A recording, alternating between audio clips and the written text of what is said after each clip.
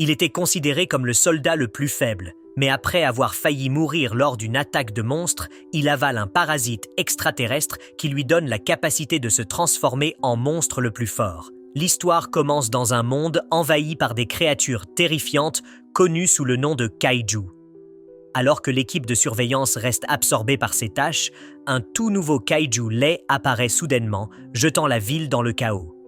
Alors que les alarmes d'urgence retentissent à chaque coin de rue, avertissant les citoyens de se précipiter vers l'abri le plus proche. L'équipe d'enquête envoie rapidement un message à la base indiquant que la dernière cible se dirige de Yada-Basho vers la ville de Yamasha et semble mesurer environ 60 mètres de long avec un niveau de force de 3,6. Alors que les kaiju reptiliens envahissent la ville, la force de défense se prépare au combat et cette fois, c'est la 3e division qui est appelée à l'action. Mina Hashiro, le commandant de la 3e division, mène la charge et plonge directement depuis un hélicoptère et engage la bête ressemblant à un lézard dans le combat. Son équipe la suit juste derrière pour la soutenir.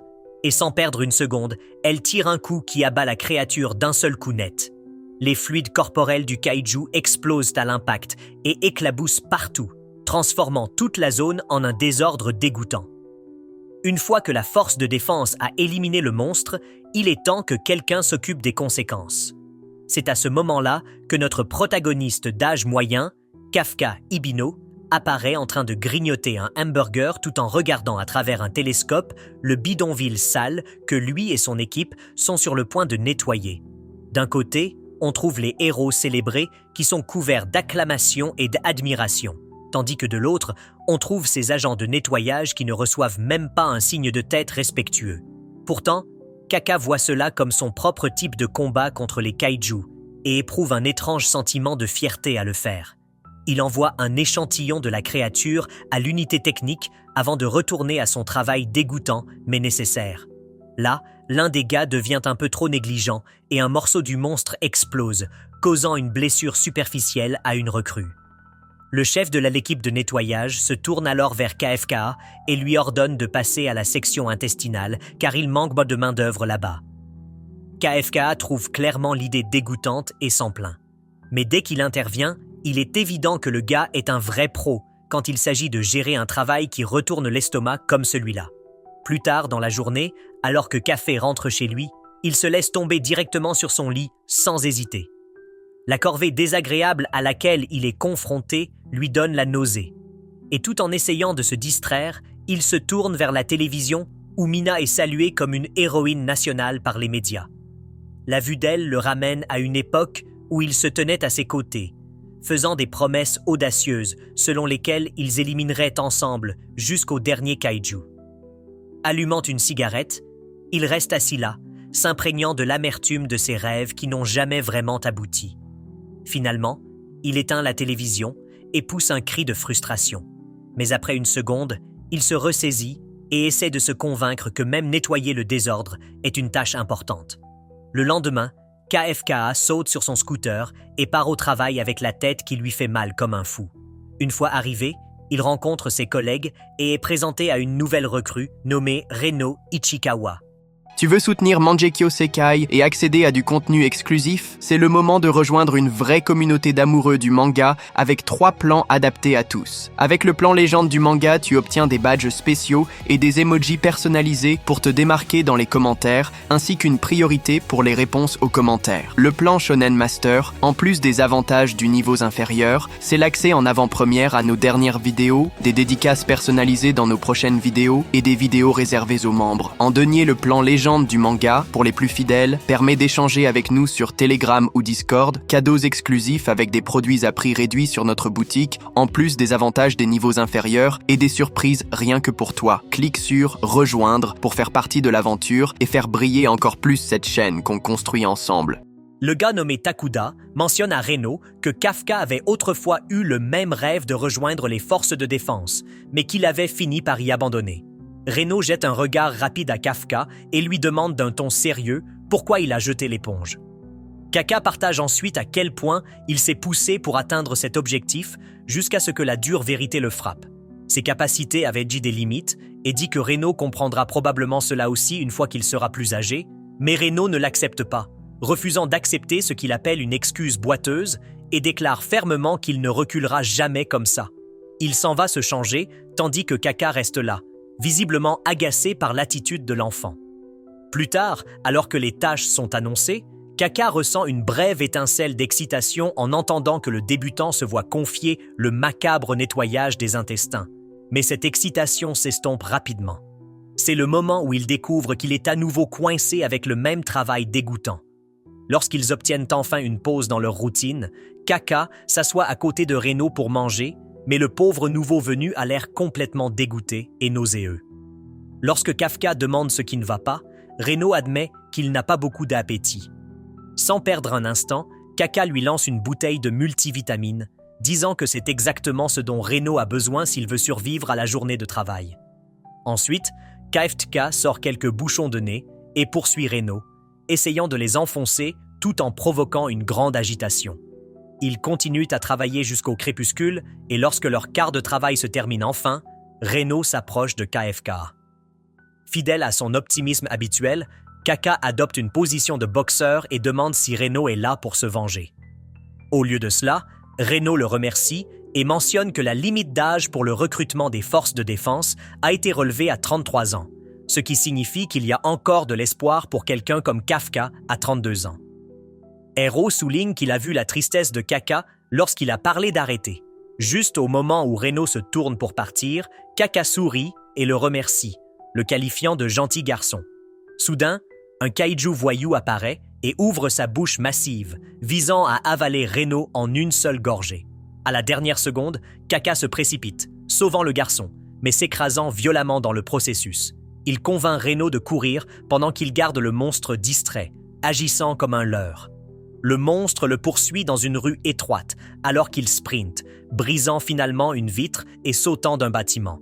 À ce moment-là, Kaka se souvient de l'époque de Mina, où ils ont tous les deux tout perdu à cause du Dan Kaiju. Il essaie de me remonter le moral en plaisantant, en disant que tout ce qui l'intéressait vraiment était de terminer quelques vieux jeux Nintendo Pac-Man. Assis ensemble sur une falaise surplombant leur maison en ruine, ils crient à l'unisson qu'ils veulent devenir officiers des forces de défense et en faire une rivalité amicale pour voir qui deviendra l'officier le plus cool de tous. De retour dans le présent, Kata pleure ses échecs, tandis que le monstre continue de se rapprocher de lui. Il attrape une tige et reste sur place, visant à frapper les jambes du caillou pour tenter de le décapiter. Mais la bête le jette de côté avec une force brutale, le laissant gémir de douleur. Il lutte pour se remettre sur pied, mais le monstre ouvre à nouveau grand sa gueule massive, l'avalant presque tout entier. Juste à ce moment-là, Reno sauve la situation en attaquant la créature avec une arme qu'il avait apportée. Café lui crie dessus, lui demandant pourquoi il est venu, et Reno répond qu'il a déjà prévenu les forces de défense et insiste sur le fait qu'il ne pourrait jamais devenir un véritable officier s'il laissait simplement un ami mourir. Ces mots font écho aux vieux rêves de Kaka, lui donnant la force de se relever. Juste au moment où le monstre se prépare à achever Reno, Kaka rassemble tout son courage et crie, comme s'il était sur le point de se transformer en super-héros ou quelque chose comme ça. Mais avant qu'il puisse terminer, un tigre surgit soudainement et bat le kaiju en une seconde seulement. Mina apparaît derrière le tigre, ordonnant à tout le monde de prendre soin des blessés. Après avoir été secourus, Kafka et Reno sont emmenés à l'hôpital où ils sont allongés côte à côte et discutent comme de vieux amis. Reno dit à Kafka que s'il n'avait pas été là, il serait déjà mort, louant son côté cool et insistant sur le fait qu'il devrait devenir officier de défense. Kafka se frappe la tête, se réprimandant d'avoir ignoré son rêve tout du long, et décide finalement de lui donner une autre chance. Mais alors que l'espoir commence à renaître, un insecte volant semblable à Kaiju apparaît devant lui. Kaka crie alors que le monstre annonce qu'il a trouvé sa cible. Et avant qu'il ne puisse réagir, la créature entre dans la bouche de Kaka. Il ressent une douleur intense. Et quand Reno vient le voir, ce qu'il trouve n'est pas Kaka, mais un kaiju humanoïde à l'air cool. Bowskin est choqué par ce qu'est devenu Kafka. Pourtant, Kafka tente de rassurer Reno en lui disant qu'il est toujours Kafka et non un kaiju. Avant qu'il ne puisse comprendre ce qui se passe, un vieil homme arrive, secouant tout le monde de la tête aux pieds et appelle rapidement les forces de défense pour signaler l'apparition d'un kaiju à l'intérieur de l'hôpital, même si c'est la dernière chose qu'il fait avant de toucher le lit de mort. L'histoire revient à une époque où Mina et Kafka étaient assis côte à côte dans la bibliothèque, riant des livres avant que tout ne tourne mal. KFK demande nerveusement à Mina de ne pas dire à sa mère qu'il lit des mangas, disant que si elle le découvre, tout le quartier le saura en quelques minutes. Ma sourit et le remercie d'être toujours là. De retour dans le présent, le peloton de Ma est chargé d'éliminer le petit kaiju repéré à l'hôpital. Elle ordonne donc à tout le monde de s'équiper et d'agir rapidement pour éviter les pertes. La sirène retentit à Yokohama, avertissant les habitants de la menace. Un passant entend l'alarme étouffée et se plaint que le gouvernement n'a toujours pas réparé le système de sonorisation. Le retour à l'hôpital est prévu et le vieil homme est en pleine panique. Reno exhorte Kaka à afficher son sourire et à convaincre le geyser que tout cela n'est qu'une confusion ou peut-être juste un costume d'Halloween. Kaka le suit rapidement, mais le sourire effrayant qu'il fait est si terrifiant que le vieil homme s'évanouit sur place. Kafka se précipite pour voir comment il va, et au moment où sa main touche le mur, tout se fissure, ainsi que le plafond, effrayant encore plus Kaka et Reno. Kaka commence à s'inquiéter d'être vraiment devenu quelque chose de dangereux. À ce moment-là, les patients dans le hall l'aperçoivent. Kaka panique et pense à sauter par la fenêtre pour éviter de causer plus de problèmes. Mais au moment où il touche la fenêtre avec sa main kaiju, elle s'effondre complètement. Reno s'enfuit dehors et Kaka essaie de le suivre, mais le petit saut de Yuna l'envoie voler haut dans les airs. Les forces de défense reçoivent l'alerte selon laquelle le kaiju s'est échappé de l'hôpital de Yokohama et se dirige maintenant vers une zone déjà évacuée. Alors que Reno court à ses côtés, il a du mal à accepter le fait que son aîné s'est en quelque sorte transformé en kaiju. Lorsqu'il jette un coup d'œil en arrière pour demander si c'est vraiment toujours le même Kaka, il voit que les choses ont pris une tournure encore plus étrange, car Kaka a maintenant l'air encore plus terrifiant avec des tentacules et d'autres extensions bizarres dépassant de son corps. Reno demande s'il s'agit d'une sorte de mode rafale spécial, mais il est clair que Kaka lui-même n'a aucune idée de ce qui se passe. À ce moment-là, une projection semblable à un verre jaillit soudainement de sa bouche et avale un oiseau vivant, ce qui les laisse tous les deux absolument horrifiés. Kaka parvient d'une manière ou d'une autre à reprendre sa forme humanoïde. Mais dès qu'il se calme, il se tourne vers Reno et dit qu'ils ont un sérieux problème. Déjà dépassé par tout ce qui se passe, Reno demande « Et maintenant ?» Seulement pour que Kaka explique qu'il a vraiment besoin de faire pipi et qu'il ne peut plus se retenir. Rita l'examine et se rend vite compte que le matériel habituel pour faire pipi est introuvable. Et juste comme ça, Kaka perd le contrôle et finit par libérer le liquide d'un endroit d'où aucun humain normal ne devrait uriner. Kaka tombe au sol, misérable, essayant de se remettre des dommages émotionnels, tandis que Reno fait de son mieux pour le faire bouger à nouveau. Notre homme est allongé là, écrasé par l'idée que son rêve est désormais officiellement terminé puisqu'il n'y a aucun moyen pour lui de rejoindre les forces de défense comme ça. C'est à ce moment-là que Reno remarque une zone restreinte à proximité et commence à repousser la barrière, pensant que cela pourrait être l'endroit idéal pour se cacher tous les deux. Les oreilles de Kaka sonnent soudainement, alors qu'il saisit sa tête, affirmant qu'il peut sentir quelque chose bouger sous terre. Et à ce moment-là, il réalise qu'il sent un kaiju. Au même moment, l'équipe de surveillance alerte la 3e division des forces de défense, le même groupe qui traque Kafa, et ils se dispersent rapidement en position. Kaka dit à Reno que ce kaiju ressemble à celui qui les a attaqués auparavant, et les deux se précipitent vers la zone restreinte. Pendant ce temps, une petite fille et sa mère sont attaquées par un autre kaiju, et la mère se retrouve piégée sous les décombres alors que la créature se précipite en avant, les mâchoires grandes ouvertes. Juste avant qu'il ne frappe, Kafka s'écrase et renverse le monstre avec un coup de poing solide, puis commence à faire des grimaces pour calmer l'enfant, bien que tout ce qu'ils réussissent à faire soit de la terrifier encore plus. Reno arrive et ensemble, ils mettent la mère en sécurité. Juste à ce moment-là, le mauvais kaiju se relève, pour être anéanti lorsque Kafa le frappe avec suffisamment de force pour l'envoyer voler et exploser dans les airs, faisant tomber ses fluides corporels comme des gouttes de pluie. Kafa s'agenouille à côté de la fille effrayée et dit doucement qu'il sera bientôt parti et que les forces de défense s'occuperont du reste. Mais juste au moment où il se retourne pour partir, elle le remercie, faisant surgir un souvenir de Mina dans son esprit. Reno l'avertit de courir avant que l'unité d'élimination n'arrive. Akaka reste enraciné, regardant droit devant lui avant de déclarer qu'il a fini d'abandonner. Et tandis qu'il le dit, sa tête de kaiju se désintègre, révélant son visage humain en dessous. Lorsque Mina arrive sur les lieux, elle se sent confuse par tout ce qui vient de se passer et s'approche de la petite fille pour essayer d'obtenir des informations de sa part. La fille hésite au début, mais lorsque Mina promet qu'elle éliminera tous les kaiju, la fille lui demande de promettre de ne pas blesser les bons kaiju qui ont sauvé sa mère. Cette demande inattendue laisse Mina sidérée et le soi-disant kaiju disparu reçoit le nom de code kaiju numéro 8 avec un visage super laid choisi pour le représenter. 3 mois passent et Kafka devient le premier kaiju à échapper aux forces de défense, obligeant chaque officier à être en alerte constante à sa recherche. Le superviseur du service de nettoyage des kaiju remet 2 lettres à Reno disant qu'elles proviennent des forces de défense et lui demandant de lui remettre également la lettre de Kaka. Reno vérifie ses propres résultats et constate qu'il a réussi le premier examen. Il apporte ensuite l'autre lettre à Kafka et en chemin l'ouvre, souriant en voyant passer Kaka avant de courir partager la nouvelle avec son aîné. Au moment où Reno arrive et annonce la bonne nouvelle, il se met soudainement en colère et attaque Kafka lorsqu'il le voit sous sa forme kaiju. Apparemment, Kafka n'a toujours pas complètement maîtrisé le changement de forme et réalise rapidement son erreur et essaie de transformer son visage, mais oublie de cacher les crocs. Reno explose dans ses oreilles, lui disant d'être plus prudent puisque sa forme kaiju est célèbre dans tous les médias. Au fur et à mesure que l'histoire se déroule, elle révèle qu'après l'incident, ils se sont précipités à l'hôpital et ont inventé une histoire de fuite lorsque le kaiju est apparu. Reno espérait avoir trompé les forces de défense, mais la forme kaiju de Kaka s'était répandue dans les médias comme une traînée de poudre.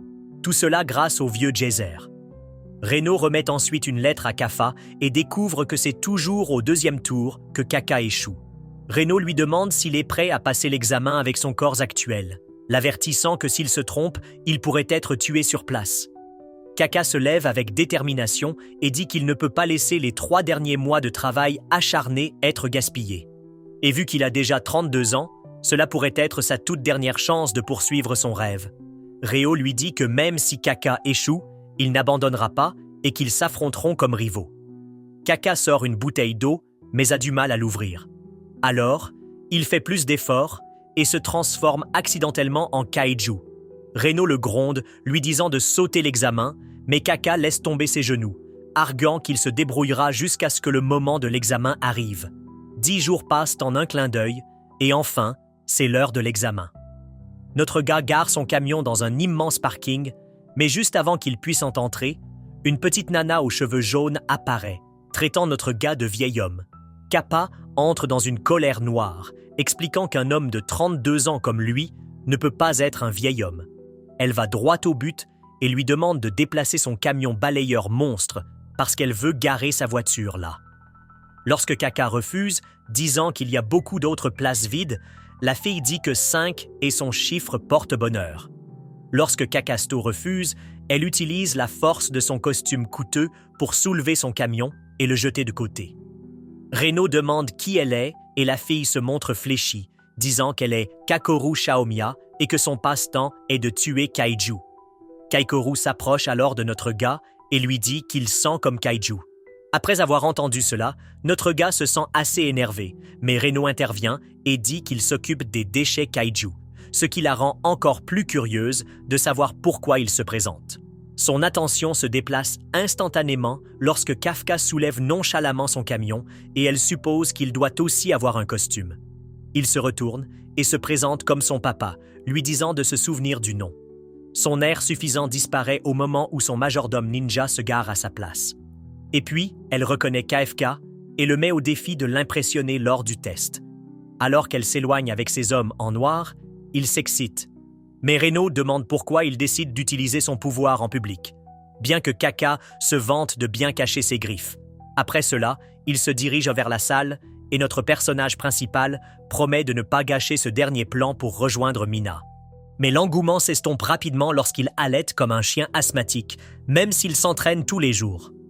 La première partie du test vérifie la condition physique, suivie du test d'aptitude qui, selon Reno, dépend entièrement de la génétique. Donc, sa meilleure chance et d'obtenir un gros score dans la partie fitness. Kafka se rend vite compte que tout cet entraînement ne sert à rien, car il se déplace désormais comme un trentenaire gros et costaud. Mais il refuse de tricher avec ses pouvoirs et atterrit à 6 du bas. Kakoro lui jette sa feuille de rang et rôtit le vieil homme avec tant de méchanceté qu'il souhaite pouvoir disparaître et pourrir dans un trou pour toujours. Reno est choqué que Kat évite d'utiliser ses pouvoirs même une seule fois. Kaka explique alors que cela semble injuste envers les autres et se plaint ensuite de la façon dont il pourrait détruire tout le monde s'il utilisait seulement 1% de son véritable pouvoir. Pendant ce temps, Soaro montre une liste des candidats et dès que Mina repère son béguin d'enfance, elle lui demande de donner son avis. Il dit que de tous, ceux qui attirent les yeux du serpent sont Izumo Harushi, qui détruit tout le monde à l'université, puis Haru, qui a des dents sauvages et des muscles sérieux, et enfin Kaguraji, qui a fait un doigt d'honneur à l'armée pour rejoindre la force de défense Kaiju. Le dernier sur sa liste est le prodige de 16 ans, tout droit venu de Californie et originaire de Freedom Land, qui a sauté une classe grâce à son talent fou, Shinomiya Koru. Alors qu'elle se promène avec un air suffisant, Aharu jure qu'il va l'écraser complètement. Alors que Yumu et Kaguraji décident d'attendre et de voir ce qu'elle apporte à la table, Reno souligne que la concurrence semble vraiment rude. Et quand Kikoru lui demande s'il voit maintenant sa grandeur, il s'accroche à elle avec étonnement jusqu'à ce que ses gardes le détruisent pour avoir abusé d'une fille pure avec ses mains de vieil homme. Les autres le regardent avec un dégoût total, tandis que Kakor dit avec suffisance qu'il perd de plus en plus de points d'aura à chaque fois qu'ils se rencontrent. Après cela, il commence à se demander comment il pourrait lui en faire profiter. Serino lui dit qu'il a une chance puisqu'il en sait beaucoup sur Kaiju de son passé. Et ce genre de connaissance a le même poids que de tuer Kaiju, ce qui explique également pourquoi il a rejoint l'équipe d'élimination. Plus tard, devant une porte massive, le capitaine Soshiro se présente et dit que la partie suivante se déroule à l'intérieur, puis ouvre les portes pour révéler Kaiju qui les attend, car ils les chasseront pour le test. Un kaiju les charge à toute vitesse et Kafka est presque victime d'une crise cardiaque, s'effondrant sur son camion Ben, tandis que tout le monde reste calme, marquant la 3e fois. Kakoru rit de son côté clown. Le capitaine Sershiro explique qu'ils reçoivent tous des combinaisons de combat Izumo fabriquées à partir de fibres musculaires, kaiju, avec lesquelles Reno forme immédiatement une bonne synergie. Comme il s'agit de l'arme principale utilisée par les humains pour combattre les kaiju, le cadavre de défense vérifie d'abord le potentiel brut de chaque personne. Ryo réalise un bon 8%, tandis qu'Izumo et les autres dépassent tous les 10%. Ce qui étonne Lab Lady Okanoge, car il est rare de voir plus d'une personne par an battre ce record. Sa mâchoire s'écrase sur le sol lorsqu'elle voit Kakoru assis bien au-dessus de tout le monde avec un potentiel fou de 46%, la plaçant déjà près du rang de chef de peloton.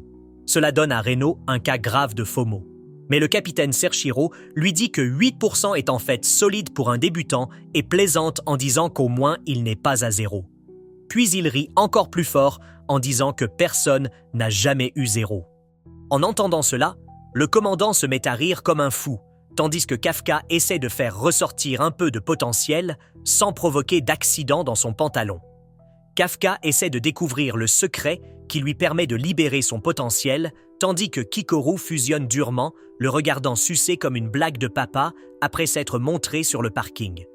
Une fois que tout le monde est entré dans leur combinaison, le capitaine Budget Orshimaru annonce que leur test commence maintenant. Il explique qu'il y a 36 petits kaiju et un grand chef Anju cachés dans la ville et qu'ils sont tous équipés de fusils anti-kaiju pour les chasser, alors que les drones suivent chaque candidat et activent un bouclier de défense. Les choses deviennent trop folles, ce qui signifie également un échec instantané. Après cela, le round démarre et Kakora passe devant tout le monde comme si elle était propriétaire des lieux. Puis il commence à accumuler les kills comme si ce n'était pas grave de simplement se vanter d'eux.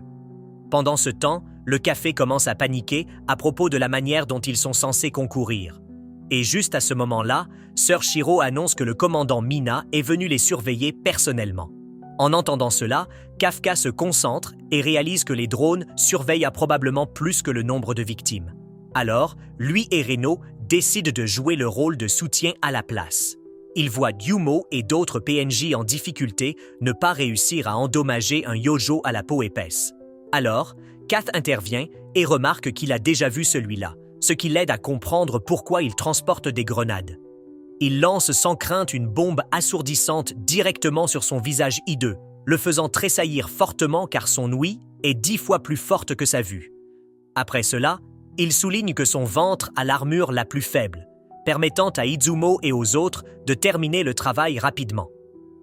Lou Harris dit « Merci pour le sauvetage », et même le capitaine Sushiro montre un peu d'intérêt tandis que la confiance de Kata atteint de nouveaux sommets en raison de tout le temps qu'il passe à nettoyer les corps des kaiju à l'intérieur et à l'extérieur. Mais la réalité le rattrape lorsqu'un Yoju le frappe sur le côté et l'envoie voler dans un bâtiment, déclenchant les alarmes de son costume. Alors Soshiro dit à Okanoji d'appuyer sur ce bouton de bouclier à tout moment. Alors que le Yoja se rapproche, Kaka sait qu'utiliser le bouclier signifie un échec. Alors, il essaie par tous les moyens de ne pas faire d'erreur devant Mina. Et juste avant que le kaiju ne le dévore, il se transforme soudainement en fromage suisse. Debout dessus, Kakora dit à nouveau à quel point elle se sent déçue par son inutilité et lui dit de rester dans la terre pendant qu'elle gère le reste comme une reine.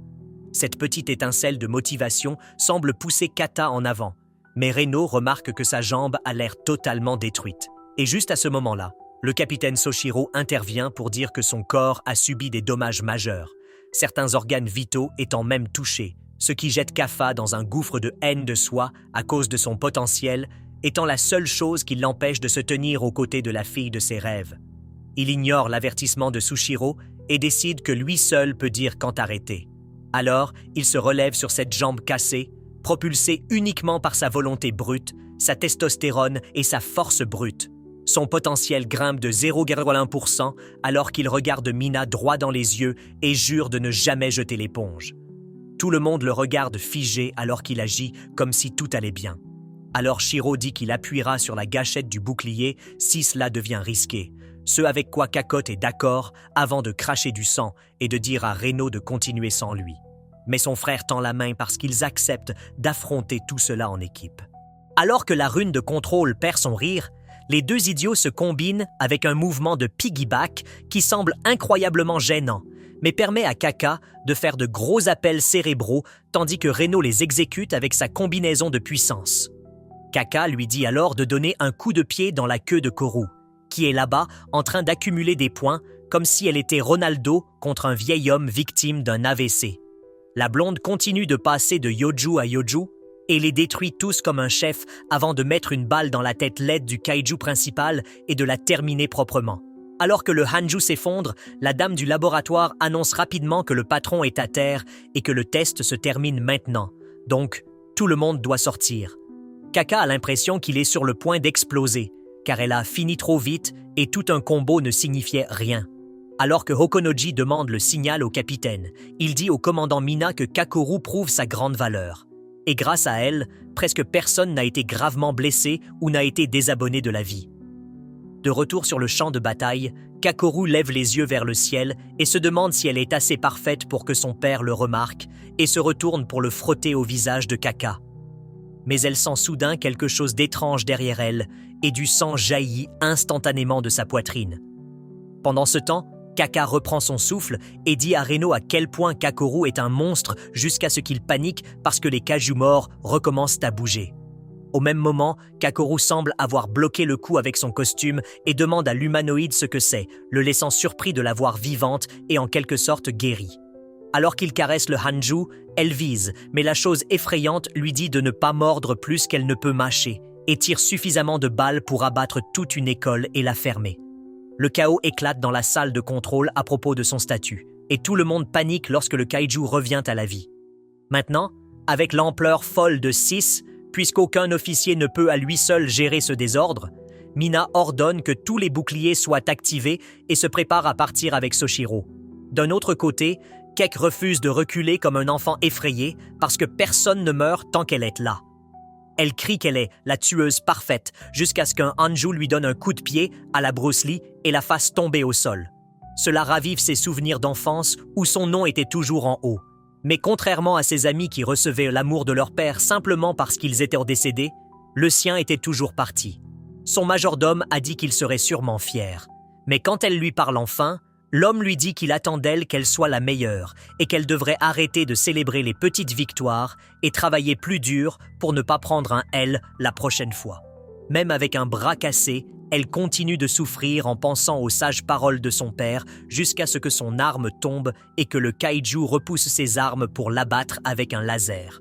Le commandant Mina et Soshiro Naruto courent à toute vitesse vers l'endroit, espérant y arriver à temps, mais Kakoru abandonne en voyant le attaque folle chargée devant elle. Elle dit au revoir et dit à son père qu'elle est désolée de ne pas être sa fille parfaite lorsque le Hanju tire l'explosion. Mais la dernière personne à laquelle elle s'attendait se présente avec un sourire stupide. Elle est assise là comme une poupée de chiffon, le regardant passer en mode transformation complète et avoir l'air cool comme l'enfer. Pendant ce temps, les autres courent pour se mettre en sécurité et Reno les aide là où il peut dire à quelqu'un de les avertir de ne pas s'approcher du combat de Kakora. Il se tourne donc vers son fils qui est déjà parti. Il est d'abord choqué, mais réalise ensuite qu'il est naturel qu'il se soit transformé et qu'il aille la sauver. De l'autre côté, Kakor demande à Kafta où il est. Alors il se met à genoux et la supplie de garder son secret, mais dit qu'il doit d'abord éliminer un vilain kaiju. De retour dans la salle de contrôle, Okonoji alerte le commandant qu'il y a maintenant un kaiju avec un signal de niveau 9, ce que le capitaine a du mal à croire car cela en ferait le plus fort de l'histoire. Juste à ce moment-là, Kata devient complètement Satama et charge parce qu'il prévoit d'en finir avec un seul coup de poing. D'un seul coup de poing, il éviscère toute l'âme de ce kaiju comme un boss, puis se baigne dans le sang de son ennemi tandis que Kakoru le regarde sous le choc. Kakoru se demande s'il n'est qu'un vieil homme scénique alors qu'il découpe proprement un Yoju qui rampe derrière elle et lui dit qu'elle ira très bien avec le sourire le plus chaleureux sur son visage. Quelque chose que son père ne lui a jamais montré. Alors qu'il la gronde pour avoir pris des risques, Reno arrive et lui dit la même chose. Et alors que les deux se chamaillent comme un couple, elle s'effondre face contre terre. Quelques heures plus tard, le capitaine Sershiro et Mina arrivent sur place et se sentent confus quant à ce qui pourrait provoquer un tel chaos. Okonoji rapporte que les 3 derniers candidats s'en sont également sortis vivants. Shiro dit qu'il doute que même Kakuru puisse faire ça et souligne que les dégâts ressemblent beaucoup à la scène d'il y a 3 mois. Plus tard, Kaka est allongé dans un hôpital et se sent énervé que Kakuru reçoive le meilleur traitement alors qu'il n'est que soigné. Le fait de voir toutes ces légendes autour de lui rappelle qu'il y a toujours quelqu'un de meilleur que lui. Mais il prétend que cela ne fait que l'exciter davantage, ignorant que Mina se tient dehors et entend chaque mot. Elle entre ensuite et le remercie d'avoir porté Kakoro avant de sortir rapidement tandis que Kaka se retient de dire son nom jusqu'à ce qu'il gagne une place à ses côtés. Pendant ce temps, aux soins intensifs, Kakoru se sent mal à l'aise à propos de son père et sursaute en pensant voir son ombre. Le capitaine Sershiro la remercie d'avoir sauvé des vies, ce qui lui fait penser à KFKA. Pourtant, lorsqu'il lui demande si elle ne l'a pas fait, elle admet que oui. D'un autre côté, le humanoïde kaiju est surpris d'apprendre qu'il n'y a eu aucun décès après avoir réanimé le Hanju et suppose que les soi-disant capitaines des nouvelles doivent être assez forts, et montre ensuite de l'intérêt pour le kaiju numéro 8 mentionné. Il reçoit ensuite un appel, se transforme lentement en homme et dit à l'équipe qu'il est en retard à cause d'un Taco Bell vraiment épicé. Alors que les hommes s'éloignent avec, la chose manque presque de se transformer. Mais les hommes n'en sont pas plus sages. Alors que Kafa et Reno continuent de se disputer à propos de leurs bêtises habituelles, leur superviseur entre en tenant les enveloppes contenant leurs résultats. Nos 2 hommes sont assis à la table et regardent les enveloppes qui portent le poids de leur avenir. Et même si Kaka sait que c'est sa dernière chance, il se demande tranquillement si ce chemin le ramènera enfin à son béguin d'enfance. Alors qu'il ouvre l'enveloppe, il se retrouve figé, la bouche grande ouverte, incrédule devant ce qu'il voit à l'intérieur. Plus tard, au quartier général, toutes les nouvelles recrues se rassemblent pour leur cérémonie d'entrée, se préparant au discours ennuyeux habituel. Et tandis qu'ils se regardent, rien ne ressort vraiment puisque la plupart d'entre eux étaient déjà censés être sélectionnés dès le départ. Kakoru fait son entrée et est invité à prêter serment au nom de la promotion, étant la meilleure élève, tandis qu'Izumo et Kagaraji semblent enfermés dans une rivalité qui ne fait clairement que commencer. À peu près au même moment, je tombe sur notre cadet et les deux se présentent rapidement sans trop d'histoire. Peu de temps après, le capitaine Mina arrive et se dirige directement vers la scène pour commencer l'intronisation, appelant Kikoro pour parler au nom des recrues alors qu'elle s'avance et prononce le serment avec confiance. Mena remercie la queue de cheval aux cheveux jaunes pour ses efforts pendant l'examen et mentionne que la raison pour laquelle aucune vie n'a été perdue était à cause d'elle, que ses yeux commencent tranquillement à scruter la foule avec une expression lourde, à la recherche de KFK, sachant au fond d'elle que le vrai mérite lui appartient. Alors qu'elle serre les dents, visiblement prête à exiger des réponses sur sa transformation effrayante, Kafka arrive nonchalamment en retard. Et à la seconde où il le fait, le visage de Kakora s'illumine d'un rouge vif, tandis que l'attention de tout le monde se tourne directement vers lui.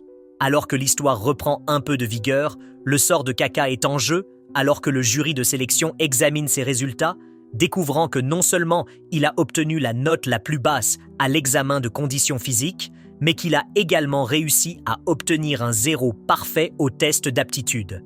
Et juste au moment où le jury est sur le point de rejeter complètement sa candidature, le capitaine Shoshiro intervient et décide de se porter garant de lui, arguant que même si le gars est peut-être un idiot tout à fait moyen, il a quand même réussi à identifier les points faibles de l'ennemi, à soutenir ses coéquipiers et, surtout, à le faire beaucoup rire, ce qui, à son avis, comptait pour quelque chose.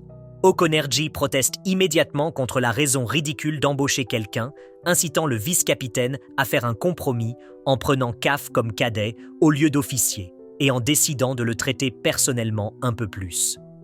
De retour dans le présent, Mina annonce que Kaf a été accepté comme cadet et que c'est la raison pour laquelle elle l'a fait s'asseoir à la cérémonie d'intronisation, ce qui provoque une vague de soulagement silencieux parmi de nombreuses nouvelles recrues qui semblent heureuses d'apprendre qu'il est toujours là. Peu après, le vice-capitaine se tourne vers le commandant et l'invite à prononcer son discours. Entendre le discours du capitaine remplit Kafka d'une telle émotion qu'il finit par crier son prénom à travers la salle de cérémonie, déclarant avec audace qu'il se tiendra bientôt à ses côtés, laissant tout le monde autour stupéfait et chuchotant avec confusion pourquoi un débutant appelle négligemment le capitaine par son prénom.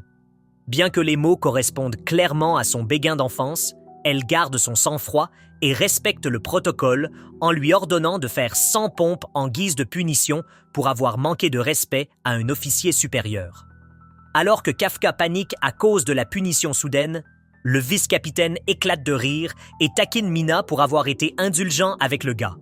Mais au lieu de répondre, elle s'éloigne simplement avec un léger sourire sur son visage. Anuji se plaint du fait que Kafka, à peine arrivé, est déjà devenu le personnage comique de l'équipe.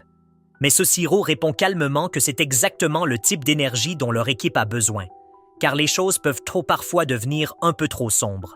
Cependant, sous cette excuse légère se cache la véritable raison pour laquelle Soshiro a amené Kaka, qui remonte au moment où ils ont reçu un signal de kaiju de fortitude 9,8 et où les signes vitaux de quelqu'un ont disparu au moment exact, le rendant suspect que Kaka pourrait être quelque chose de bien plus inhabituel qu'il n'y paraît. Et donc, il décide de le garder près de lui et de l'observer.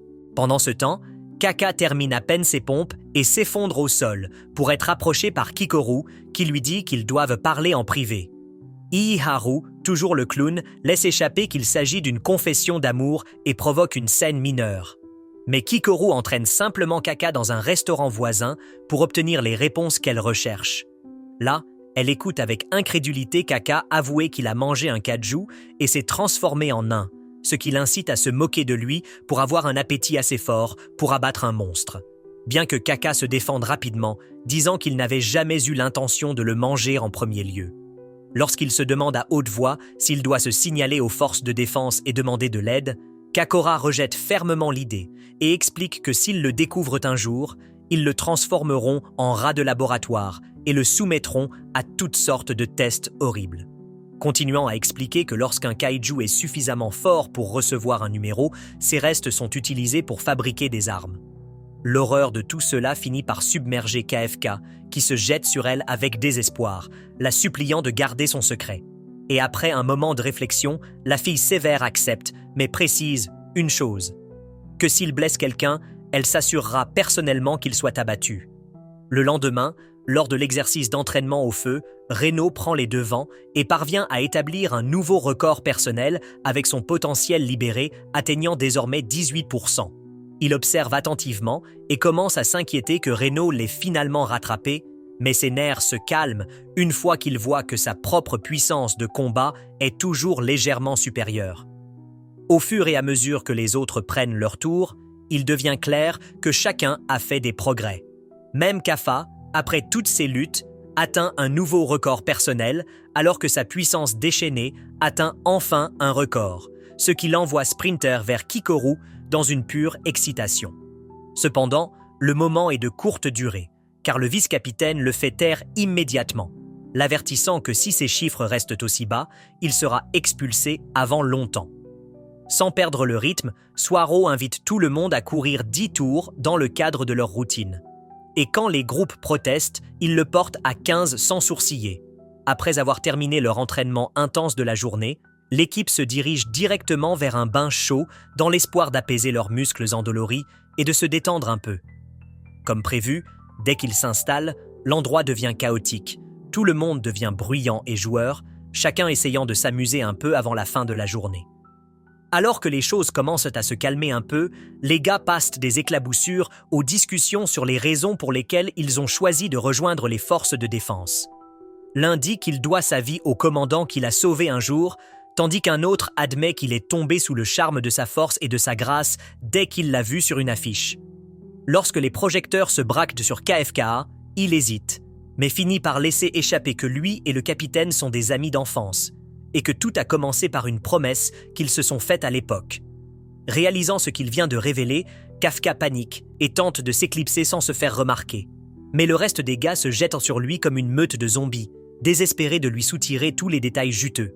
Plus tard, lorsque les filles sortent de leur bain, elles sont confrontées à une vision étrange de tous les gars évanouis sur le sol, s'accrochant à peine à la conscience avec des serviettes drapées sur eux, tandis que Reno fait de son mieux pour les rafraîchir. Il s'avère que l'idée brillante de rester trop longtemps dans un bain chaud s'est retournée contre lui, laissant toute l'équipe complètement vidée et étalée comme des nouilles trop cuites. Les jours passent, tandis que tout le peloton subit un entraînement difficile et épuisant chaque jour. Ils s'adonnent à toutes sortes d'exercices tout en trouvant le temps de s'amuser entre les deux. Une nuit, après que tout le monde soit couché, Kaka reste dans la bibliothèque à travailler jusqu'à tard dans la nuit. Alors Shiro apparaît et demande si tous ses efforts sont pour le capitaine. Kata se demande comment il l'a découvert et le vice-capitaine explique qu'il l'a entendu parler dans le bain, lui rappelant que chaque mot prononcé dans ce dortoir est enregistré. De plus, il soupçonne Kafka de viser son poste de vice-capitaine et l'avertit qu'il ne perdra jamais sa place à côté du capitaine. Alors que ce revient pour partir, l'alarme retentit et il dit à Kafka de se préparer car il est déjà temps pour sa première mission. Dans la salle des opérations, le commandant Mina demande à la dame du laboratoire des nouvelles tandis que des drones volent autour, exhortant les citoyens à évacuer la catastrophe. Okanoji explique que le Hanju jaillit déjà du sous-sol et charge son chemin, laissant derrière lui un essaim de bébé Yoju. Sachant que la seule option est de l'éliminer complètement. La dame aux cheveux roux Nakanojima suggère de l'attirer dans le secteur Bravo et de l'achever là-bas. Le commandant Mina entend cela et dit qu'elle va tirer sur le grand Hanju, dit aux autres de s'occuper du nettoyage et souhaite bonne chance à tous. Sur la route, des camions remplis de recrues partent chargés et verrouillés pour leur toute première mission. Et Kakuru regarde Kafka comme si elle n'arrivait toujours pas à croire qu'un homme aussi inutile s'avère être Kaju, numéro 8. Plus tard, Kafka se met en position, tandis que toutes les recrues regardent tranquillement la bête massive se précipiter vers elle. Le capitaine Sershiro leur dit que le vrai problème est que cela produit des bébés plus rapidement que la pièce d'Oge d'Alain. Leur travail consiste donc à s'assurer qu'aucune de ces créatures ne traverse le point de contrôle. Finalement, il précise que les officiers supérieurs sont déjà postés devant, ce qui signifie que les recrues constituent la dernière ligne de défense. Après avoir vérifié que personne n'a de questions, il leur dit de sortir et de faire leurs preuves. Quelque temps plus tard, Okonagi mentionne que le commandant Mina a besoin de 8 minutes pour atteindre son emplacement de camping. Après avoir entendu cela, Kaka dit à Reno qu'il est déterminé à faire ses preuves cette fois-ci car il sait qu'il n'aura pas d'autre chance s'il est renvoyé dans 3 mois. Et même si ses jambes tremblent, il admet qu'il est vraiment excité. Juste après cela, les créatures commencent à sortir de leur couvée. Alors les recrues sautent du toit, tandis que Kaffa descend comme une imitation de Peter Parker. Un hélicoptère dépose finalement le commandant à son poste de tir. Alors Anuji dit à tout le monde d'attirer le Hanju dans sa ligne de tir, et l'armée commence à le bombarder de missiles pour attirer son attention. De loin, le capitaine Soshi dit aux recrues de rester vigilantes et Kaka répond avec sa puissance de combat à 1%, bien que le premier Yoju le jette directement dans la poubelle. Un senior commence alors à ridiculiser les recrues, ce qui énerve Kakoro. Alors, après leur avoir dit d'aller se cacher à la maison et de sucer son pouce, elle donne une réponse suffisante et élimine ensuite toute la horde toute seule. Alors que tout le monde la regarde sous le choc, un simple pouce levé de Papa Kaka la fait rougir, alors Hardest Sweet lui dit de se calmer. Pendant ce temps, Aharo surgit et lance les derniers coups sur une plante grimpante que les autres ont aidé à affaiblir. Puis il commence à s'en vanter auprès de Reno, qui fait un one-shot du même genre tout seul et humilie la rousse avec son grand mouvement cérébral, pensant qu'il a encore un long chemin à parcourir s'il veut empêcher son senpai de se transformer. Au même moment, Kaguraji et Yumo éliminent les bestioles et laissent leurs aînés si embarrassés qu'ils commencent à se plaindre auprès du chef de peloton. Elle dit qu'elle est honnêtement surprise de voir à quel point les nouveaux venus cette année sont également sexy et leur raconte ensuite comment le capitaine Soshiro a mentionné que les recrues de cette année sont simplement construites différemment avec leur potentiel brut et leur envie constante de se surpasser les unes les autres. En entendant une employée de laboratoire rapporter que tout se passe bien dans tous les domaines, Kaka se sent à la fois soulagé et agacé d'être toujours complètement inutile. Mais il se souvient ensuite du conseil de son aîné, rester en sécurité et s'appuyer sur ses points forts. Il choque donc tout le monde en creusant dans le corps du monstre champignon et en coupant plus profondément pour trouver le noyau, pour se rendre compte qu'il n'est pas à l'endroit habituel. Juste après, il remarque quelque chose de louche et rapporte au capitaine Sushiro que le point faible est sur le côté, mais souligne également qu'ils ont des couilles, ce qui signifie que s'ils ne détruisent pas tout le monde, beaucoup plus de monstres apparaîtront. Impressionné par l'information, Suero lui donne une tape et dit à Okonoji de faire passer le message rapidement. Fier de sa contribution, Kaka se précipite pour se rendre encore plus utile et gagner une place à côté de Mina. Mais alors qu'il entre dans la zone, une explosion massive coupe court à ses pensées. Le grand patron arrive enfin au bon endroit. Ainsi, l'armée bombarde la ville tandis que les fantassins la couvrent de tirs pour la contenir. Depuis un toit, le commandant installe son gros blaster noir et, après l'avoir autorisé, se souvient de la promesse de Kaka d'être un soldat plus cool, décidant de montrer son aura. Alors que le pistolet charge et qu'elle se verrouille, Shiro dit à Kaka de rester vigilant pendant que le missile lumineux déchire le champignon surdimensionné, le laissant plein de trous. Les yeux de Kaka sortent presque de leurs orbites lorsqu'elle tire un deuxième coup pour l'achever, puis en lance un troisième juste pour être sûre. Tout le monde dans la salle de contrôle célèbre, mais lorsqu'elle demande une 4e autorisation et Kokonogoji répond, elle lui rappelle que ce n'est pas une demande. Kaka est tout aussi époustouflé par les vibrations branchées de Mina. Alors, Suaro lui demande s'il pense vraiment qu'il est digne de la soutenir, ce à quoi il demande avec suffisance pourquoi Te Raimaru pense qu'il s'en approche. Shiro admet qu'il n'est pas aussi bon qu'elle et dit que même si elle est douée pour éliminer les gros, il prouve qu'il n'y a pratiquement personne de plus mortel que lui pour gérer des cibles moyennes à petites. Alors qu'il découpe la plante grimpante qu'il l'embusque comme des sushis. Café est choqué, ne voyant même pas son katana, alors que le capitaine dit qu'il vient d'une famille de samouraïs, puis coupe court à la conversation en disant « Maintenant que la mère est morte, il est temps pour les bébés d'arriver. » L'armée de bébés monstres champignons se déploie sans fin comme une voiture de clown. Alors, Cersei dit aux débutants qu'il est temps pour eux de briller et de sortir les poubelles, ce qui intimide légèrement Yumo. En les voyant se dégonfler, les aînés commencent à parler de manière désobligeante. Alors, Nakanoshima intervient et allume un petit feu parmi les 2 meilleurs recrues qui partent. Même si la dame du laboratoire le remarque, ils sont presque à court d'endurance et fonctionnent à plein régime. Ce qui est exactement ce qui, selon Soshiro, fait ressortir ceux qui sont aptes à être capitaines. Bien que Kakoru soit le seul digne jusqu'à présent, il voit Reno comme un solide second, et Yaru le remarque également. Sur ce, les deux partent à la chasse aux monstres, mais en chemin, ils repèrent un homme en uniforme d'équipe de nettoyage. Et quand Aharu demande pourquoi il n'a pas évacué, l'homme commence à divaguer sur la ruine de son plan et se demande si quelqu'un dans l'équipe de défense a une connaissance approfondie du kaiju avant de se retourner et de demander si les garçons savent quelque chose à ce sujet avec de la fumée sur tout son visage. Un peu plus loin, les anciens collègues de Kafa et Reno de l'entreprise de nettoyage sont regroupés autour d'un télescope pour tenter d'apercevoir leurs anciens coéquipiers. Le chaos sur le champ de bataille montre clairement pourquoi toutes les entreprises de nettoyage de Tokyo et de Kanamewa ont été convoquées. Leur superviseur arrive et pose des questions sur la nouvelle recrue, et Takuda plaisante en disant que le gars a dû s'enfermer à nouveau dans la salle de bain. Pendant ce temps, cette même nouvelle recrue, qui est en fait l'effrayant humanoïde kaiju déguisé, se tient maintenant juste devant Iharu et Reno. Agacés par leur présence, ils tentent soudainement de tirer sur Iharu en plein cœur, mais le ratent de peu. Il s'effondre, saigne abondamment et hurle de douleur, et Reno lui dit rapidement d'utiliser sa combinaison pour arrêter le saignement. Juste à ce moment-là, le monstre révèle sa véritable forme, la même qui avait précédemment vaincu Kakoru.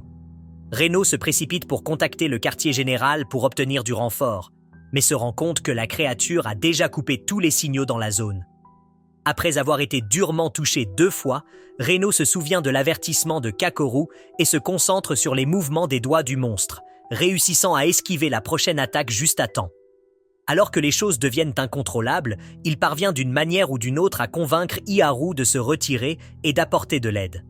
Rito sait qu'il ne peut pas gagner ce combat, mais pensant à son devoir d'officier de défense, il charge directement le kaiju avec tout ce qu'il a, déterminé à donner à Iharu suffisamment de temps pour s'échapper. Alors qu'Iharu tente de s'enfuir, il trébuche et tombe, la frustration bouillonnant lorsqu'il réalise que Reno semble le surpasser alors qu'il reste bloqué à seulement 20% de son potentiel libéré. Alimenté par ce sentiment, il se lance à nouveau dans la mêlée et sauve Reno à la dernière seconde, juste avant que l'humanoïde kaiju ne puisse le faire exploser.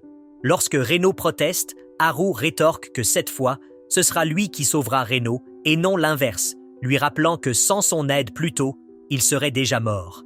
Sentant leur plan pour sortir de la zone, le kaiju déclare que personne ne s'échappe de sa zone, mettant fin à leur dernier espoir de fuite. Réalisant qu'ils sont piégés, Reno et Aharu décident de se battre ensemble et d'éliminer la menace monstrueuse. Le kaiju tire un autre coup de feu sur Iharu, mais cette fois, Iharu a compris son schéma d'attaque et l'évite. Saisissant l'ouverture, Reno libère plus de puissance que jamais, poussant pour dépasser ses propres limites et prendre le tir. Alors que la fumée se dissipe, ce qui se dresse devant eux est un mur imposant de corps de kaiju morts. Mais avant qu'ils ne puissent reprendre leur souffle, le monstre humanoïde surgit d'un des cadavres et tire sur Reno à bout portant, lui portant un coup brutal qui le laisse gravement blessé, peut-être au-delà de toute récupération. Pendant ce temps, le vice-capitaine apprend qu'Iharu et Reno ont tous deux disparu et que même ces signes vitaux n'apparaissent plus sur le radar. Kaka devient immédiatement tendu, l'inquiétude se répandant sur son visage alors que le poids de la nouvelle s'installe. Juste à ce moment-là, Kakoru arrive et confirme ce qu'il craignait depuis le début. Le dangereux humanoïde kaiju est apparu. De retour de l'autre côté, Reno s'effondre, tout son corps brûlant de douleur. Il essaie d'arrêter le saignement et se relève, mais le monstre humanoïde se jette à nouveau sur lui. Juste à temps, Iharu intervient, détournant l'attention du monstre. Criant à l'aide, il appelle quelqu'un pour sauver son ami Reno. Et juste avant qu'ils ne puissent tous les deux rencontrer leur fin, Kaiju numéro 8 fait irruption sur la scène, frappant le monstre si fort qu'il lui sépare la tête de son corps. En voyant Kafka sous sa forme kaiju, Reno devient sombre, frustré de ne pas avoir pu empêcher que cela se produise malgré tout. KFK tient son ami et se tient droit tandis qu'Aharu se fige de peur à la vue d'un autre kaiju humanoïde. Pendant ce temps, le monstre se régénère et se remet sur pied, réalisant qu'il s'agit du kaiju numéro 8. Kafka remet rapidement Reno à la sécurité et charge l'ennemi. Le mauvais kaiju se demande pourquoi Kafka l'attaque alors qu'il devrait être du même côté, puis lance un assaut tous azimuts, révélant qu'il avait été indulgent avec Reno et Aharu tout le temps. Lorsque Kaka voit les mêmes tentacules d'attaque qui ont été utilisés sur Reno, il craque avec une fureur contrôlée. Il élimine les attaques des monstres et même le mur de corps de Kaiju ne parvient pas à l'arrêter. Kaka continue d'avancer et déclenche finalement une attaque massive qui envoie l'ennemi voler avec son noyau désormais complètement exposé. Alors qu'il est sur le point de terminer le travail et d'effacer définitivement le Kaiju, 2 officiers arrivent au pire moment et gâchent tout en alertant toute l'équipe de la présence du Kaiju numéro 8. Ils expliquent que l'humanoïde Kaiju correspond à la description du Kaiju numéro 8 disparu, ce qui alerte instantanément le vice-capitaine. Sans perdre de temps, il ordonne l'envoi immédiat d'une unité d'intervention. Tout ce chaos donne au monstre humanoïde suffisamment d'espace pour se régénérer, et avant de partir, il lance un avertissement selon lequel il sait désormais tout sur Kaka et que le vaincre sera plus facile la prochaine fois qu'ils se croiseront. Alors qu'il attaque les humains en s'échappant, Kaka intervient et prend lui-même le coup. Bien que frustré que le Kaiju ait réussi à fuir, il trouve un certain soulagement en sachant qu'au moins ses amis sont en sécurité. Alors qu'il s'éloigne dans une ruelle étroite, Kaka sent soudain quelqu'un derrière lui. En se retournant, il voit le vice-capitaine qui le reconnaît instantanément comme le Kaiju numéro 8. Le vice-capitaine informe l'équipe qu'il a engagé la cible et demande que le limiteur de sa combinaison soit levé. Son potentiel déchaîné grimpe à un niveau stupéfiant de 92% alors qu'il se prépare à neutraliser le Kaiju humanoïde qui se tient juste devant lui. Tout échauffé, le capitaine Sershiro se prépare à frapper, tandis que Kaffa essaie de penser à une échappatoire jusqu'à ce qu'une entaille apparaisse soudainement sur son épaule, indiquant clairement qu'il est en grave danger. Alors Shiro l'envoie voler et se lance dans un jutsu à l'épée à une vitesse supersonique, tranchant lentement mais sûrement la carapace solide de Kaka avec des mouvements que Kaffa ne pensait pas que même Kikoru pourrait réaliser. Après cela, un autre coup de poignard dans la poitrine expose complètement son noyau, mais sa régénération insensée le maintient en vie. Kaffa tente de s'échapper, mais le samouraï devient complètement Lévi et le regarde esquiver ses attaques à la vitesse de l'éclair. Donc Shiro pense qu'il est au moins de magnitude 8, ce qui fait de lui un excellent kaiju. Avec cela, il charge ses lames et lance une double tranche invisible qui coupe la jambe de Kafka comme du beurre, puis enchaîne avec sa vraie frappe visant le noyau que Kaffa attrape en utilisant ses dents latérales avant de charger un ultime pour ensuite le faire exploser sur le katana de Soshiro, laissant le capitaine intact. Se sentant déçu, il rapporte que le kaiju numéro 8 s'est échappé, ce qui amène Kakora à se demander si un tel monstre mérite d'être digne de confiance. Bien que son visage s'illumine lorsqu'elle aperçoit son vieux visage ridé. Après cela, elle lui rappelle sèchement qu'il n'est qu'un vieux con souffrant d'arthrite et qu'il n'a aucune raison d'essayer de combattre le capitaine. Pendant ce temps, l'homme en question reste silencieux jusqu'à ce que le commandant Mina lui demande son avis sur le numéro 8. Il dit que c'est clairement au même niveau que le grand kaiju d'il y a 5 ans et pense que le numéro 9 est probablement tout aussi dangereux. Cependant, ce qui retient vraiment son attention, c'est la façon dont il a attaqué son arme au lieu de lui et s'est battu comme un humain. Droite. Puis, l'un des soldats supérieurs rapporte que le même humanoïde du test est réapparu. Mais cette fois, il porte de la peau humaine, ce qui laisse tout le monde stupéfait. L'humanoïde grièvement blessé arrête ensuite une voiture et la détourne à la manière de GTA après avoir mangé le propriétaire pour se soigner, se demandant comment il devrait s'y prendre pour abattre le numéro 8 alors qu'il roule vers le coucher du soleil. Le lendemain, Reno se réveille à l'hôpital et se sent soulagé de voir son senpai vivant. Puis il remercie Kaka de l'avoir sauvé sans se rendre compte qu'Iharu est dans le lit juste à côté de lui. Il fait compliment après compliment sur le pouvoir et l'aura folle du numéro 8 et Café prend tout cela avec un grand sourire. Cette nuit-là, une fête célèbre la sortie de Reno et Haru. Et lorsque Kaffa appelle le service d'étage, l'armée de serviteurs d'Izumo se présente avec un festin gastronomique surprise. Kakor explique que c'est parce qu'il est un garçon riche qui travaille pour Isumo Technologies, qui gagne des milliards chaque année en vendant à la Défense Corp et gagne même plus que sa famille. Elle admet ensuite avec suffisance qu'elle lui a demandé d'organiser la fête en sachant que la nourriture serait un désastre. Après cela, le capitaine lève un toast à la première mission réussie de chacun, tandis que Reno regarde les vibrations saines se transformer rapidement en chaos absolu, alors que tout le monde commence à dénigrer la personne à côté de eux, choqué de voir même Kafka intervenir sans hésitation. Le capitaine explique qu'il existe une tradition qui consiste à se griller les uns les autres après la bataille pour aider les autres à corriger leurs défauts la prochaine fois. Plus tard, le capitaine met fin à la folie pour faire une grande annonce où il révèle que grâce à ses contributions exceptionnelles au combat, Kaka est désormais promu au rang de véritable officier et officiellement accueilli dans l'équipe comme l'un des leurs. Tout le monde éclate de bonheur et même un Kaguraji habituellement froid semble vraiment heureux puisque l'aide du vieil homme pendant la mission a maintenu le nombre de victimes à 0. Le lendemain, Mina place personnellement un badge sur le manteau de Kaka, l'accueille à nouveau avec autorité et lui dit de ne pas devenir arrogant car il est encore loin d'être digne de se tenir à ses côtés sur le terrain. Cela le rend heureux car elle se souvient de leur vieille promesse. Elle ajoute ensuite avec assurance que c'est Siro qui l'a recommandé, alors il ferait mieux d'intervenir et de ne pas laisser tomber l'homme. Cette nuit-là, Cathy décide d'aller à la bibliothèque pour la journée. Mais en sortant, il remarque soudain une lumière toujours allumée. À l'intérieur de la salle d'entraînement, il regarde le capitaine Soshiro poser avec ses muscles gonflés puis reproduire parfaitement son combat avec lui jusqu'à chaque respiration. Cette fois-ci, il tue son mannequin imaginaire Kaiju numéro 8, non pas une, mais 2 fois de suite, ce qui fait que Kaffa a presque fait pipi dans son pantalon alors que ses genoux cèdent quand il demande sur quoi l'homme s'entraîne et le capitaine répond qu'il travaille sur une technique one-shot spécialement conçue pour chasser le numéro 8 et avoue qu'il est ennuyé de ne pas avoir tout donné dès le début ou d'avoir utilisé la technique 6 qui aurait déchiré le noyau du numéro 8 en lambeaux absolus. Il continue en disant qu'il n'y a personne d'autre que lui qui puisse abattre un grand kaiju comme le numéro 8, donc à ses yeux, il est le seul homme pour le travail.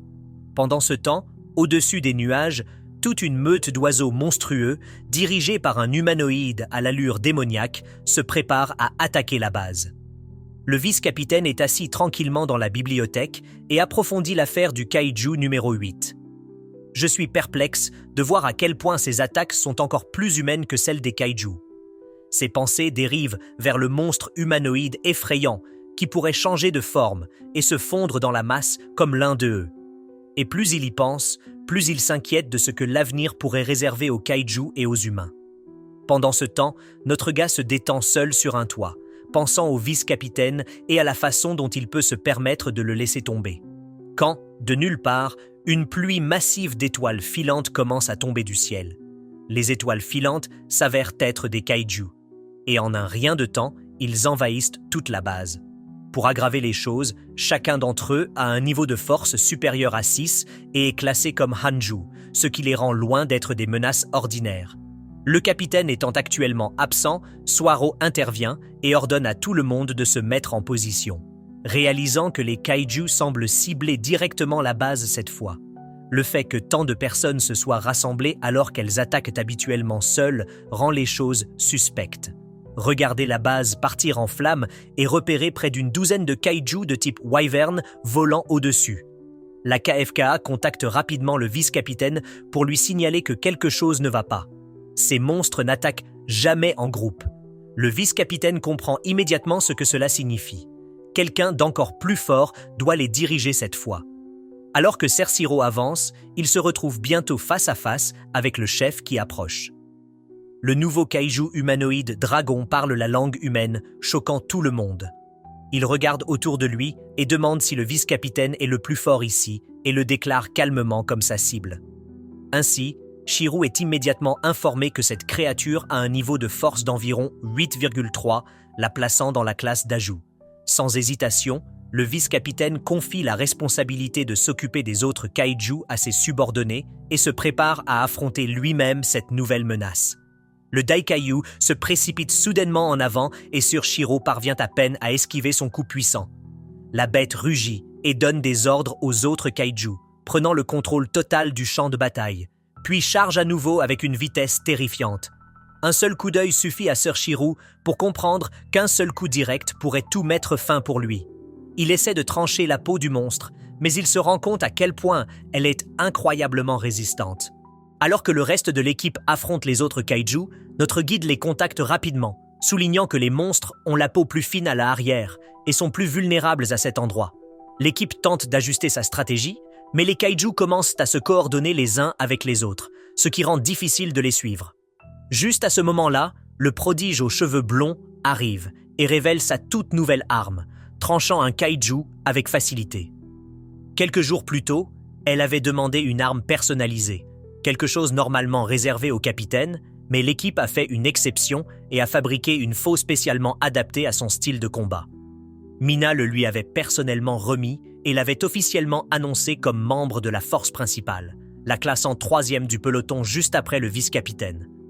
Lorsque Kakor a posé les yeux sur l'arme pour la première fois, elle s'est moquée de son apparence, la qualifiant de laide et affirmant qu'elle ne lui convenait pas du tout. Mais alors qu'elle le brandissait avec précision, elle déclencha 2 nouvelles attaques dévastatrices qui déchirèrent les rangs ennemis avec style. Alors que le combat s'intensifie, même Reno parvient à tenir le coup, impressionnant Kikoru par sa croissance et son courage, alors que les deux forment un duo étonnamment parfait sur le champ de bataille. Pendant ce temps, de l'autre côté, le vice-capitaine commence à faiblir sous la pression incessante du Dakaiju. Hitler et le Daiju par la 3e porte. Le Daikaiju, le reconnaissant désormais pleinement comme un digne rival, grogne qu'il va dévorer Sioux pour devenir encore plus fort. D'un coup dévastateur, le monstre envoie le vice-capitaine voler. Mais Siro parvient à lui trancher un membre. De retour de l'autre côté, Kaka se précipite pour sauver un officier d'une attaque soudaine de Kaiju. Et quand il semble qu'il n'arrivera pas à temps, il tape un peu dans ses jambes de Kaiju pour l'atteindre juste à temps, tirant la fille nommée Minis en sécurité. Menace demande s'il a enfin compris le fonctionnement de son costume, et Kaka répond avec un pouce levé confiant. Mais avant qu'il ne puisse se détendre, un autre kaiju se verrouille sur eux. Heureusement, Kakoru saute et le fait tomber, les protégeant tous les deux. À ce moment-là, ils apprennent que les officiers supérieurs qui n'étaient pas en service sont revenus à la base pour aider, ce qui remonte instantanément le moral de tout le monde. Pendant ce temps, de retour au front de Daiju, le vice-capitaine dit au dragonoïde Kaiju qu'il a choisi la mauvaise équipe avec laquelle s'en prendre. Il enferme le monstre dans un affrontement brutal, coupant les brèches de son exosquelette. En utilisant cela comme une distraction, il trompe le Daiju en lui faisant croire qu'il cible son point faible pour finalement réussir son coup ultime avec toute sa force. Pendant un instant, il semble que la bataille soit terminée, mais le Dakiyu se régénère rapidement, souriant alors qu'il prétend apprécier le combat avec son rival choisi. Le vice-capitaine continue d'avancer, brisant les défenses de la bête et exposant finalement son noyau, bien qu'il soit surpris de voir à quel point il est petit. Sans perdre de temps, Soshiro déchaîne son octuple slasher dans une dernière tentative pour anéantir la créature. L'équipe commence à applaudir, croyant que la menace a été neutralisée. Mais Siro les prévient que ce n'est pas encore fini. Même Kappa, toujours sous sa forme humaine, commence à sentir d'une manière ou d'une autre la présence du monstre. Sous le regard du vice-capitaine, le kaiju gonfle et se transforme en une nouvelle forme massive. Comme l'un de ces méchants qui se renforce dans la série Power Rangers, sa force monte jusqu'à 9 alors qu'il émet un rugissement assourdissant. La dame du laboratoire se rend compte que c'est beaucoup trop pour que Siro puisse le gérer seul. Mais la légende revient toujours et déclenche sa 3e technique, coupant de petites coupures sur tout son corps massif, tout en esquivant en douceur les attaques lentes et lourdes du démon, ce qui impressionne Okonogoji. Il sait néanmoins que ses coups ne suffisent pas. Et juste au moment où il pense qu'il doit frapper le noyau sur son dos, il crache du sang alors que la combinaison l'avertit d'annuler le déchaînement maximum car il surchauffe maintenant dangereusement. Malgré cela, il continue et esquive les bombes d'oiseaux kamikazes qui forment un épais écran de fumée, lui donnant la chance de se faufiler et de lui porter un coup dans le dos. C'est du moins ce qu'il pense, jusqu'à ce que des dizaines d'yeux s'ouvrent soudainement et que la bête lance une contre-attaque brutale qui le propulse à travers les murs comme un boulet de canon si fort que sa combinaison s'arrête à l'impact et recommande instantanément un traitement médical d'urgence. Tout le monde dans la salle de contrôle pense qu'il est fini, alors que Soaro se souvient de son enfance lorsque son père lui a dit que son génie avec la lame était arrivé un siècle trop tard et qu'il devrait simplement abandonner. Il fait alors comme si tout allait bien, à la surprise générale, avant de lutter pour se relever comme un Américain obèse. Le kaiju numéro 10 traverse les bâtiments et se rapproche. Alors Shiro décide qu'il se battra jusqu'à ce qu'il tombe. Il enfonce ses lames jumelles dedans comme Zoro sous stéroïdes, mais le monstre guérit immédiatement et se moque de sa minuscule petite épée dont il sait déjà qu'elle est faible, puisque pratiquement tout le monde, la famille et les forces de défense lui ont dit que ses compétences à l'épée sont sans espoir par rapport aux armes à feu. Mais le commandant Mina était différent et a dit qu'elle aimait vraiment à quel point il était bon avec sa petite chose, parce que c'est exactement ce dont elle aurait besoin s'ils affrontaient un jour un ennemi trop petit et agile pour qu'elle puisse l'éliminer.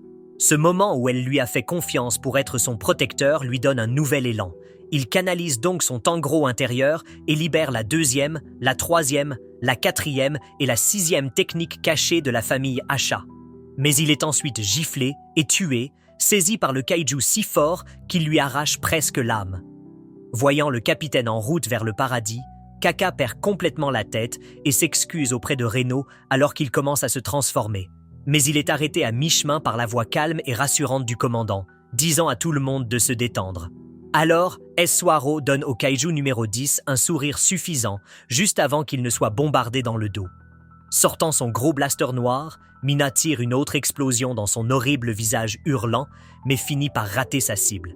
Alors, elle retombe en arrière, tandis qu'elle lance les oiseaux kamikazes directement sur son emplacement de camping. Alcano rapporte que le noyau se trouve dans le haut de son dos, mais le capitaine sait que ce n'est pas une blague d'essayer de faire en sorte que le grand coquin expose son point faible. Alors il s'épuise en fumée et fait de profondes coupures dans ses jambes comme l'heure malgré l'avertissement d'Okonobi. Mais les Woos disparaissent en un instant.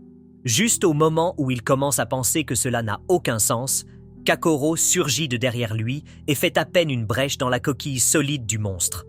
Alors, le capitaine lui dit de trancher directement dans les blessures qu'il crée, infligeant de lourds dégâts critiques. Cette seule attaque fait surchauffer sa combinaison. Mais c'est plus que suffisant, car le commandant Mina explose directement dans son dos et expose le noyau. Voyant cela, Soshiro ordonne à tous les soldats de l'empêcher de se régénérer alors qu'il découpe épiquement sa coquille de la tête aux pieds. Et Mina prépare son prochain coup. Il rassemble autant de volonté qu'il est humainement possible pour tenir juste assez longtemps, le tranchant et le découpant comme un chef absolu, jusqu'à ce qu'il se retrouve juste devant ses mâchoires béantes, prêt à lui rendre l'appareil. Malheureusement pour le grand boss final de la réduction rouge, Mina libère 96 et fait exploser le soi-disant grand kaiju directement en miettes. Une fois que tout est terminé, Kaka fond en larmes, comme s'il venait de répéter votre nom en boucle alors qu'il voit Kikoru et ses idoles se saluer pour un travail bien fait. Exactement comme il l'avait toujours rêvé quand il était petit garçon. Reno lui dit d'arrêter de pleurer comme un enfant d'âge préscolaire et le motive en disant que ce n'est que le début pour eux. Pendant ce temps, le commandant Mina empêche Soshiro de repartir et lui ordonne de se reposer enfin. Cependant, son tigre panique soudainement et ils se tournent tous vers l'abomination horrible dans le ciel, fabriquée à partir d'oiseaux kamikazai explosifs dont la force explosive est estimée égale à celle d'une bombe nucléaire littérale.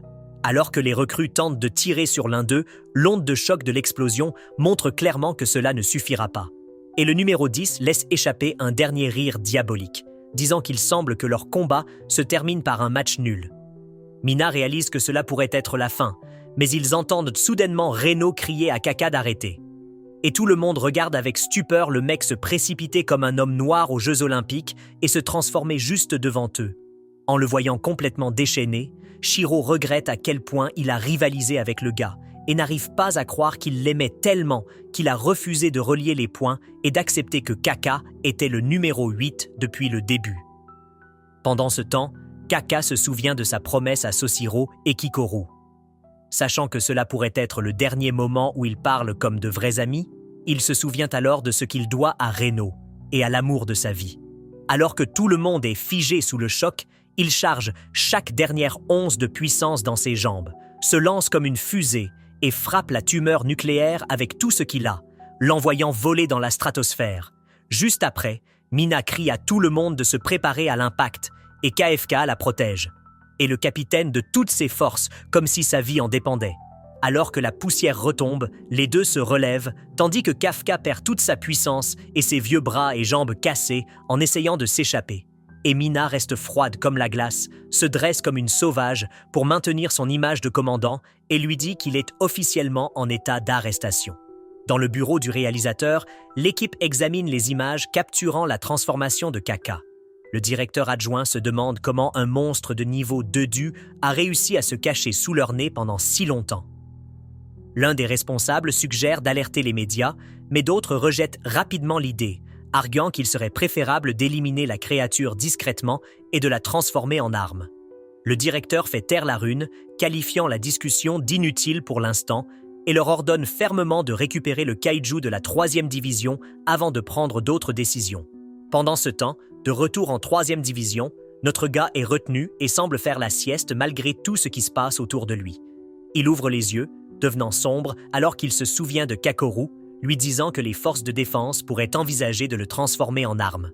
Juste à ce moment-là, Mina, la vice-capitaine, et quelques autres arrivent pour l'escorter à l'extérieur où un camion de transport l'attend.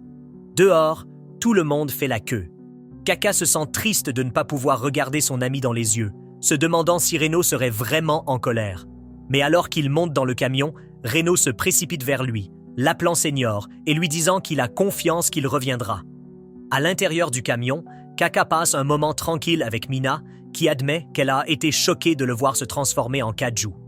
Elle promet de rassembler des images et des témoignages pour prouver qu'il a toujours son humanité et que personne ici ne le voit comme un ennemi. Avant de partir, Kaka pleure doucement, lui demandant s'il peut encore se tenir à ses côtés, la faisant sourire. En partant, le vice-capitaine ordonne au peloton de saluer. Lorsque le directeur adjoint sévère demande s'il salue un kaiju, le vice-capitaine répond simplement qu'il salue son capitaine.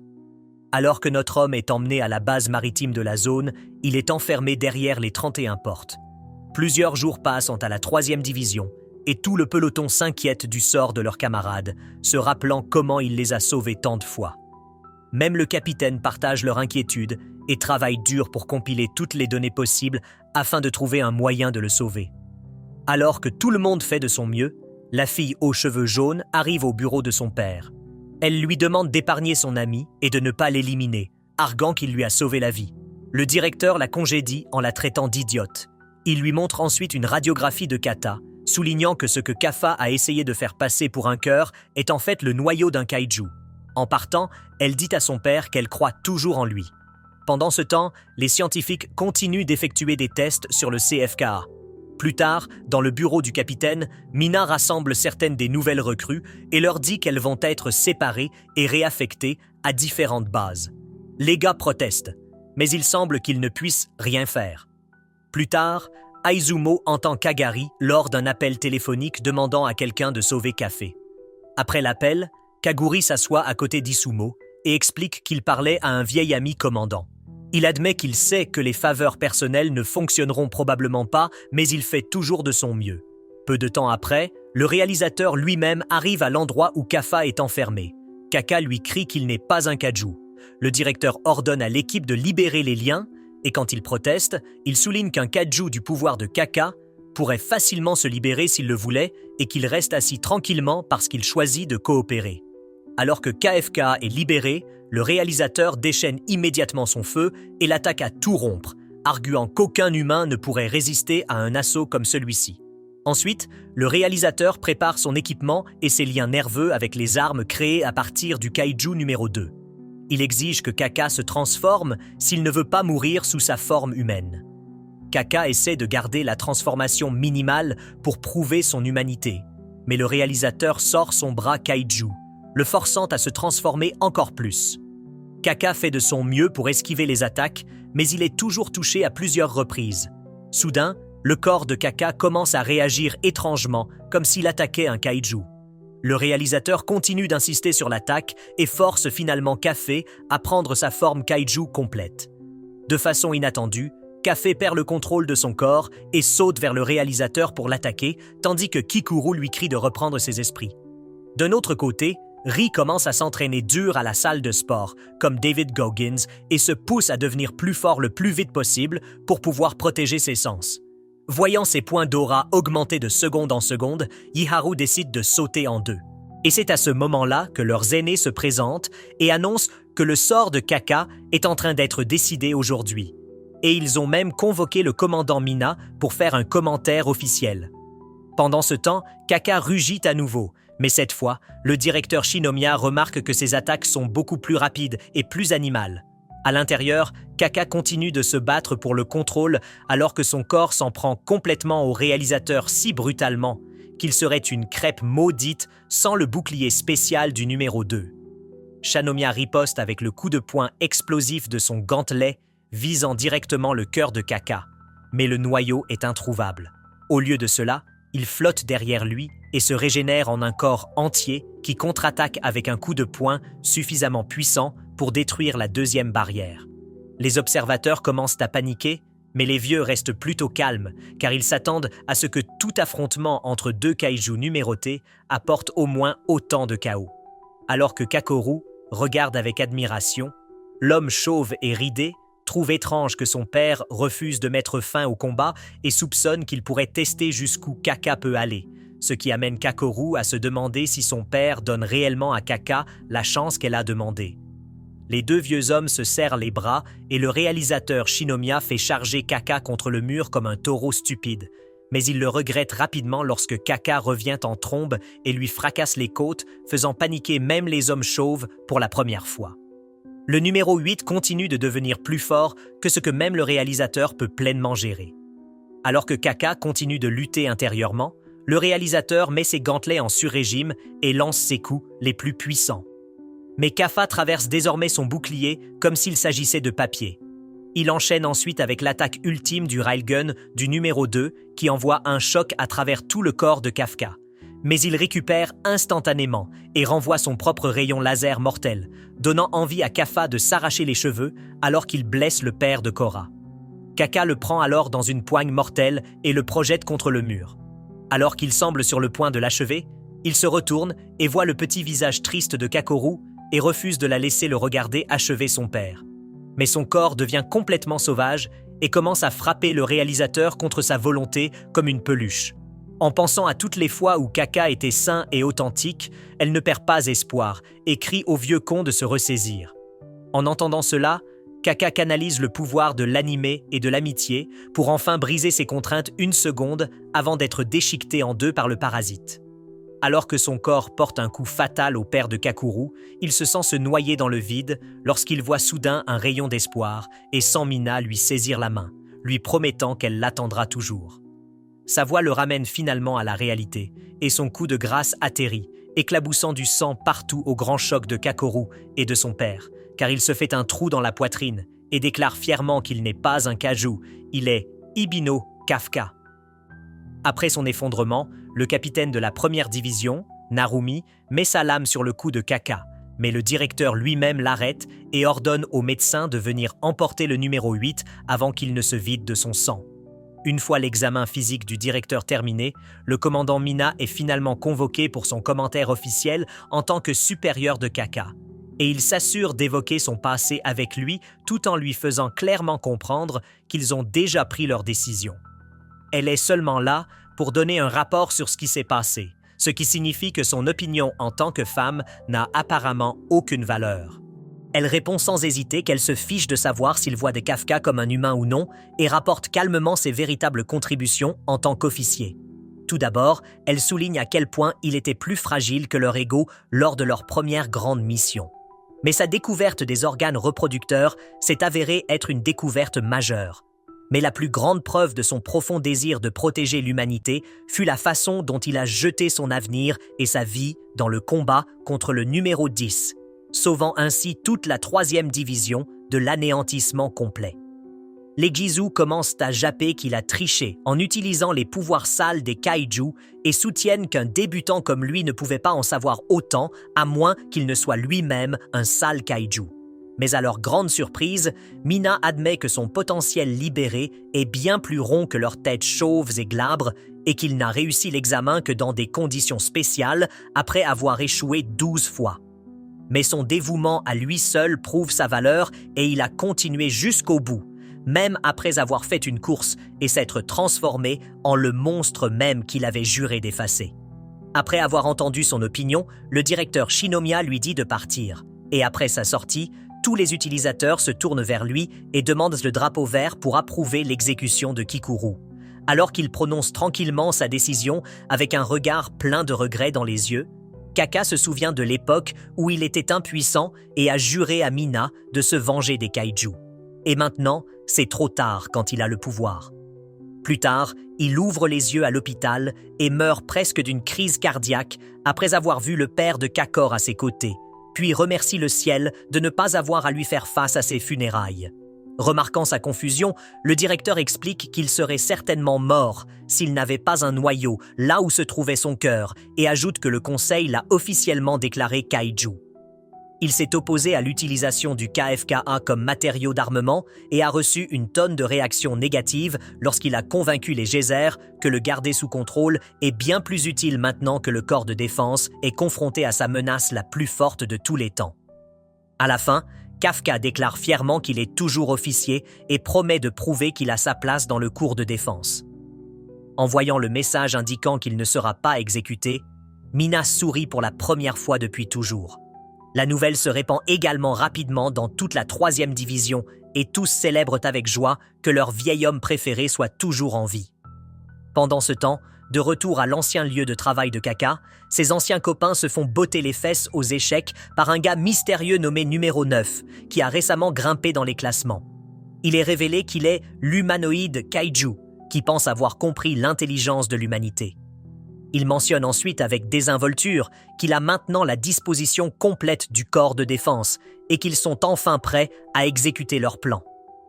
À ce moment-là, une silhouette louche s'avance et déclare qu'il est temps pour les Kaiju de reprendre le pouvoir de leurs frères tombés au combat.